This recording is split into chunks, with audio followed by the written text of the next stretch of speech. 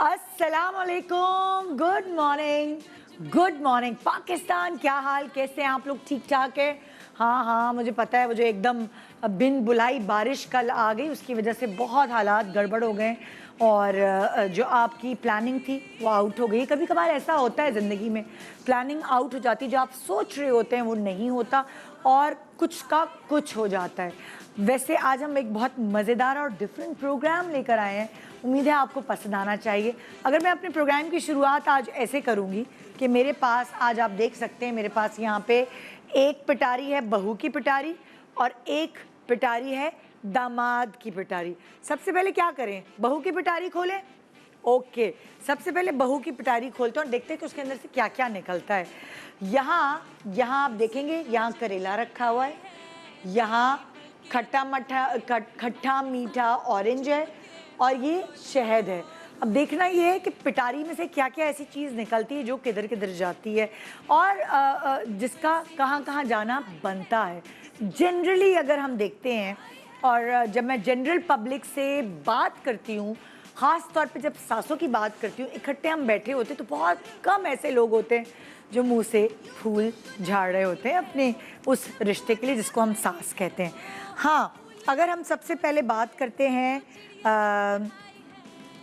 सास की, बहू की सास की, तो क्या होता है, अक्सर अगर मैं 100 लोगों से पूछूं तो उसमें से 80% लोग एक ऐसा रिश्ता जो माँ का रिश्ता है, एक ऐसा रिश्ता जिसने आपके हस्बैंड को पाल पोस के जवान किया है, बस जिंदगी से आपके मुंह से निकलता है, सास को मैं तशबीह दूंगी कड़वे करेले से। मैं नहीं, बहुत सारी बहुओं का ये कहना है, चाहे वो आपकी सगी फुप्पी ही क्यों ना हो, लेकिन शादी होने के बाद, बहू बनने के बाद जो कड़वाहट फुप्पी की आपने कभी नहीं देखी होती, तो आपको देखने का मौका मिल जाता है।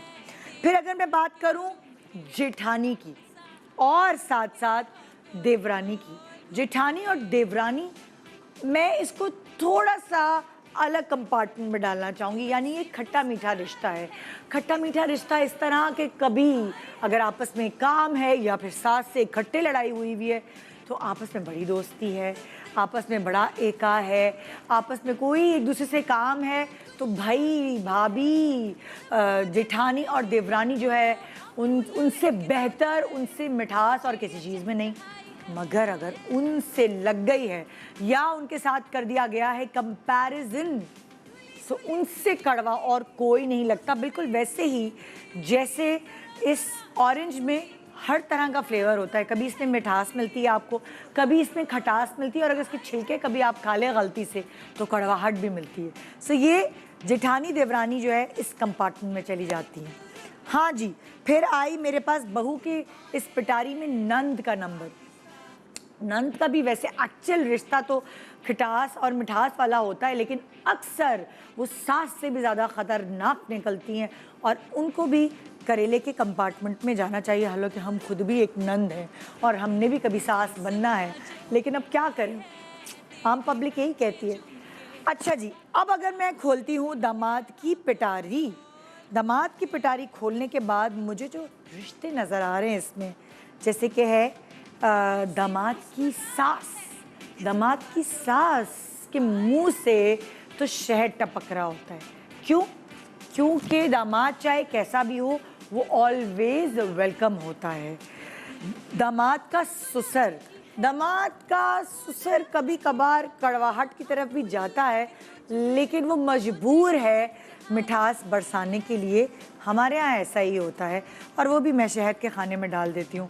और साड़ू, साड़ू यानी हम जुल्फ भी कहते हैं, जिससे साड़ू वही होता है ना, हाँ, यानी कि आपकी साली का हस्बैंड, आपका हम जुल्फ भी कह सकते हैं।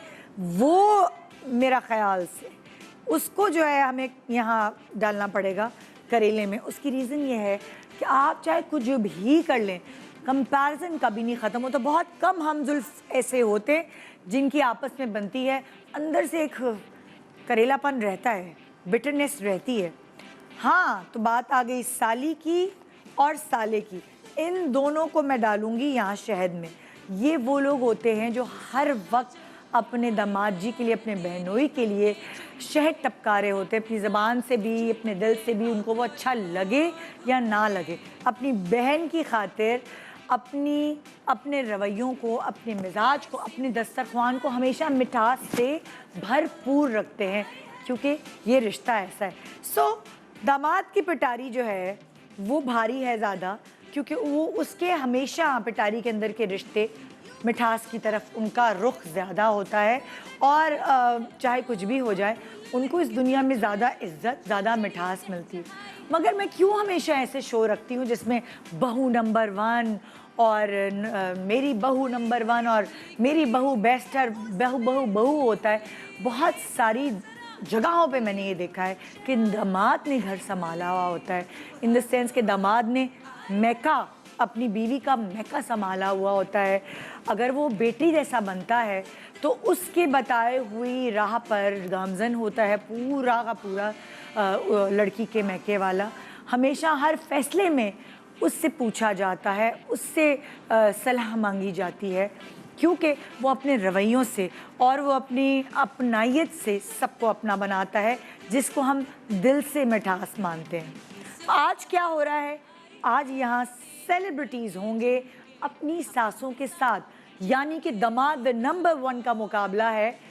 दामाद अपनी सासों का दिल जीतने के लिए जो हो सकेगा करेंगे आज, क्योंकि आज मैं डेडिकेट करूंगी अपना शो दामादों को और सासों को। बहुएं नहीं, देखते हैं कि आज कौन बनेगा नंबर 1 दामाद। Good morning Pakistan. Hi, this is HSY. If you like what you see and want to see a lot more, you need to subscribe to the AirY Digital YouTube channel.